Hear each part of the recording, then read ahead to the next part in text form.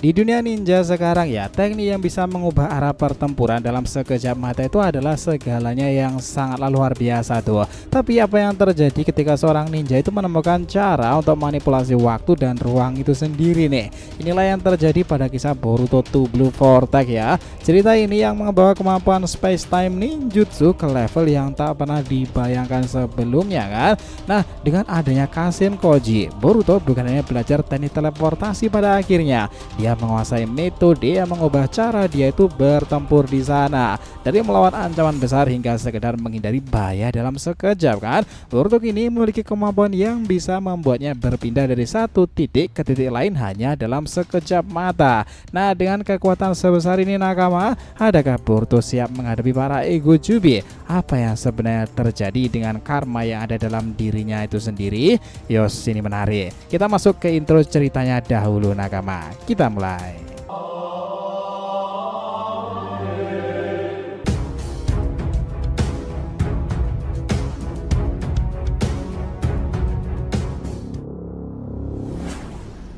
Oh ya, kita mau ngingetin juga ya, sekarang ini YouTube tuh udah ada fitur produk-produk unik loh sob. Kita akan senantiasa ngecantumkan produk-produk diskon super menarik dengan harga ekonomis yang bisa kalian beli ya teman-teman. Mau tumbler anime, lukisan, kaos, aparel, produk-produk unik lainnya, tema Jepangan atau produk yang viral di marketplace, semuanya sekarang ada di YouTube nih. Jadi setiap video panjang, short maupun live kita akan berikan rekomendasi produknya ya, biar kita tambah semangat tuh bikin kontennya lagi. Jadi jangan lupa dicek dan dicek out ya jika kalian ngerasa tertarik di sana. Oke, kita langsung masuk ke inti ceritanya. Nah, jadi gini, di chapter terbaru Boruto Two Blue Vortex kita akhirnya tuh dapat sedikit pencerahan ya tentang apa yang terjadi selama 3 tahun pelatihan waktu yang Boruto jalani kala itu kan. Selama waktu itu kita juga bisa melihat perkembangan besar yang Boruto alami. Kita tahu Boruto sempat dilatih oleh Sasuke nih, dan kemudian dia juga belajar banyak hal dari Kashin Koji itu, mulai dari keahlian pedang itu, aliran petir yang memperkuat rasengan serangannya, hingga teknik-teknik canggih seperti Flying Thunder God. Boruto memilikinya dari kedua gurunya tersebut. Nah, tapi kali ini kita mau ngomongin soal yang seru lainnya itu, Space Time Ninjutsu yang lebih fresh lagi. Karena kita ingat ya, kemampuan satu ini tuh sangat identik dengan seorang legenda dalam dunia shinobi, sang kilat kuning. Tapi versi Boruto ini berbeda teman-teman. Kemampuan seperti ini sangat langka dimiliki oleh ninja jenius sekalipun. Kita ingat ya, di awal chapter 16an kemarin kita disuguhkan dengan flashback dari Boruto Koji yang lagi latihan barengan. Latihan itu memang fokus ke perkembangan Space Time Ninjutsu itu. Yang awalnya kita sendiri juga berpikir bahwa itu sebenarnya nggak terlalu penting untuk Boruto sendiri. Tapi setelah kita renungi dalam-dalam nih, ternyata teknik itu sangat krusial untuk Boruto sendiri loh. Apalagi setelah waktu time skip. Sejak Boruto memulai pelatihan dengan Sasuke, dia itu udah banyak melakukan perjalanan sangat jauh kan. Bahkan sampai ke titik di mana tempat yang sulit sekali untuk dijangkau. Kalau dia nggak punya kemampuan teleportasi seperti ini, mungkin Himawari dan Sarada bakalan jadi korban Shinju lebih cepat dong, tanpa bisa berbuat apa-apa. Nah, teknik ini gak hanya penting buat Boruto sebagai seorang petarung, tapi juga buat proteksi dirinya dan orang-orang di sekitarnya dalam versi lebih cepatnya.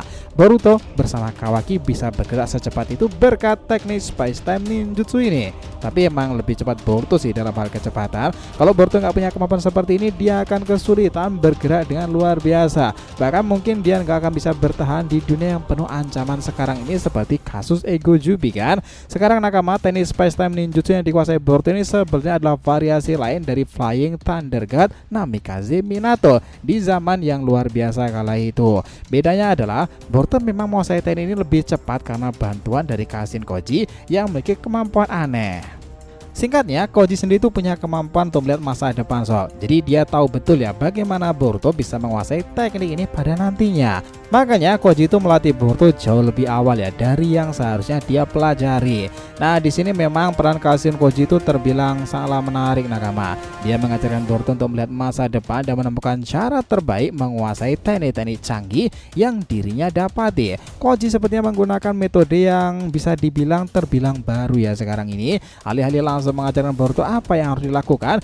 Dia memanfaatkan kemampuan melihat masa depan untuk melihat Boruto petunjuk tentang langkah-langkah yang harus diambil dari Jippo miliknya. Koji seolah-olah memberitahu Boruto tentang apa yang akan dia lakukan di masa depan untuk menguasai teknik-teknik seperti ini.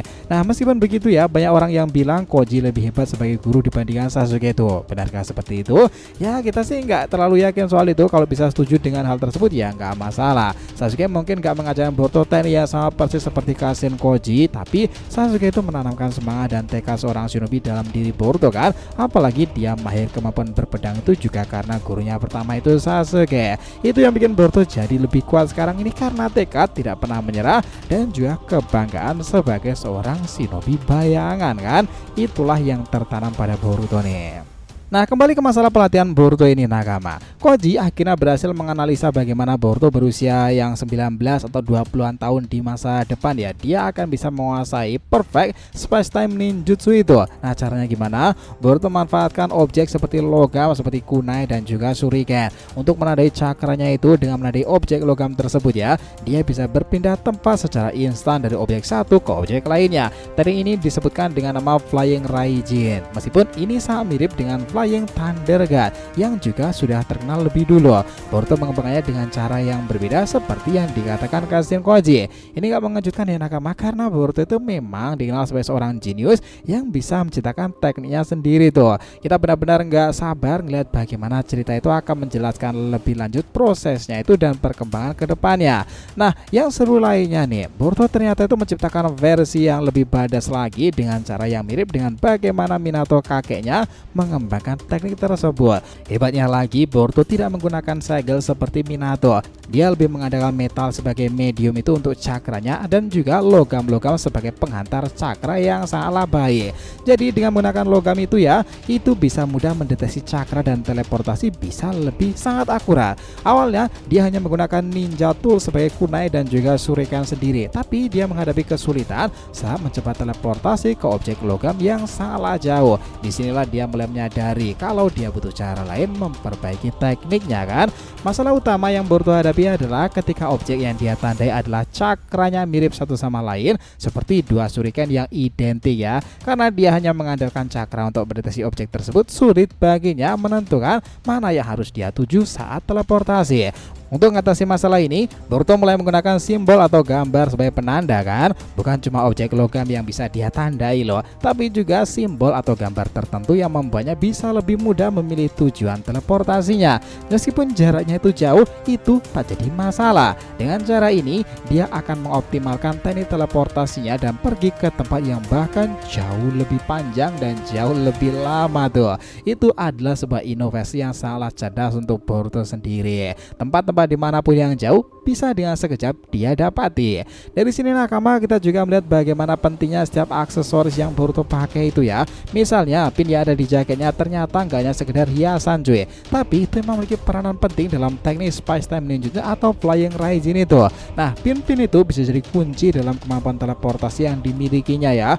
Kalau kita lihat desain Boruto karakter awal muncul itu, kita bisa ngelihat betapa rumit dan penuh detailnya tersebut. Nah, yang seru di sana sebenarnya ada kekhawatiran kalau di desain itu akan disederhanakan lagi dalam adaptasi animenya ya. Karena produksi dalam visual itu kita selalu menghadapi deadline yang sangatlah ketat. Untuk menghemat waktu dan tenaga, biasanya para animator bakal mengurangi beberapa detail dari desain karakter kan. Jika anime menjadi episode dan lebih sensasional, tentu studio animasi punya lebih banyak waktu untuk mengerjakan tiap episodenya. Ini bisa mengurangi kemungkinan penyederhanaan desain karakter Boruto. Terlepas sekarang ini, ya tahu sendirilah, animenya juga belum muncul-muncul. Harusnya ketika rilis nanti, wah, visual episodenya bakalan jauh lebih badass dong. Nah, di sisi lain nakama, kalau kita bandingkan lagi ya tentang teknik Boruto dengan yang dimiliki Minato kakeknya itu, kita bisa melihat perbedaan yang cukup signifikan lainnya. Minato menggunakan segel untuk teleportasi yang memungkinkan dia menempatkan segel di berbagai area, bahkan pada objek yang sangat besar atau orang sekalipun kan. Itu memberi Minato keunggulan dalam hal fleksibilitas. Sementara Boruto meski bisa teleportasi menggunakan cakra pada objek logam ya, tetap terbatas pada objek tertentu yang harus bisa dia deteksi dengan sangatlah cepat. Minato juga bisa teleportasi dengan lebih efisien karena segel memungkinkan dia untuk menandai objek dengan lebih jelas dan akurat kan. Selain itu, kakek Boruto itu memiliki kemampuan untuk membawa orang lain bersamanya saat teleportasi, sementara Boruto lebih fokus pada objek atau dirinya sendiri. Kayak kelihatan teknik Minato lebih badas nggak sih? Tapi ya itulah perbedaannya. Boruto juga menghadapi kendala dalam hal kontrol energi nih pada awalnya. Contoh, kalau Minato menggunakan segel, dia bisa dengan lebih mudah mengontrol beberapa banyak cakra yang digunakan untuk teleportasi. Nah, sementara Boruto yang menggunakan cakra logam mungkin membutuhkan lebih banyak energi untuk melakukan teleportasi jarak jauh. Itu tentu saja menjadi tantangan tersendiri nih. Minato jelas bisa lebih hemat energi dan lebih cepat dalam bertindak, sedangkan Boruto harus lebih bijak dalam memilih objek mana yang akan dia tuju di sana itu. Nah, namun nakama, ada satu hal yang cukup mengkhawatirkan di sana nih. Di awal chapter, Koji itu mengatakan bahwa Boruto sudah beberapa kali berhasil memanifestasikan teknik Space Time Ninjutsu itu di masa lalu loh. Itu menandakan kalau Boruto mungkin sudah menggunakan teknik serupa sebelumnya. Ada yang aneh di sana sih, karena meskipun Boruto menguasai teknik ini, dia masih belum sepenuhnya memahami kekuatan karma yang ada dalam dirinya kan. Seperti yang kita tahu, karma itu bisa mengaktifkan portal untuk teleportasi, yang seharusnya itu bisa membuat Boruto lebih kuat lagi. Karena Boruto belum bisa mengendalikan karma dengan sempurna, ia harus mencari alternatif lain seperti teknik yang dia kembangkan sendiri ya. Mungkin saat ini menjadi salah satu alasan kenapa Koji belum mengajarkan Boruto cara mengontrol karma itu lebih awal lagi. Mungkin saja ini menjadi salah satu alasan ya kenapa Koji itu belum mengajarkan Boruto cara mengontrol karma itu lebih awal lagi. Koji mungkin menyembunyikan sesuatu hal di sana nih, atau mungkin Boruto memang belum sepenuhnya siap untuk menguasai kemampuan tersebut.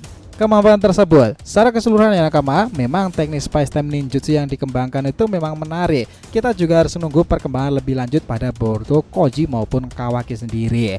Kalau mau disimpulkan lebih lanjut lagi nakama, bahwa cerita ini akan benar-benar menunjukkan perkembangan tiap shinobinya ya. Para shinobi yang awalnya dianggap hanya memiliki jagoan biasa itu, dia berkembang menjadi sosok untuk kemampuan luar biasa berkat pelatihan intensif. Nah, si Boruto ini khususnya teknik-teknik luar biasanya itu sangat mengingatkan kita dengan kakeknya Minato Namikaze kan.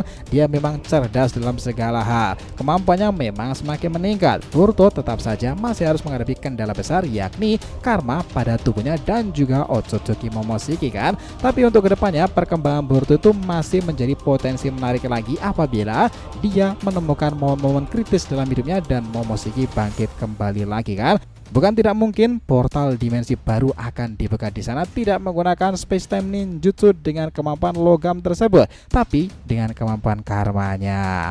Wow, bukankah itu lebih menarik lagi nakama? Gimana? Sepakat gak tentang semua video ini? Oh ya, jangan lupa ya untuk subscribe 3 channel terbaru kita ya teman-teman. Saga Boruto 2 Blue Vortex, Joy Boy, The Library of Nika, dan juga Shonen Sodeshi. Nah, tolong ikutin subscribe dan ramaikan juga di sana, oke? Jadi jangan ditanyakan, silahkan ya. Feel free tulis di kolom komentar di bawah ini, oke? Thanks ya telah menonton video ini sampai akhir, and we'll be come back again.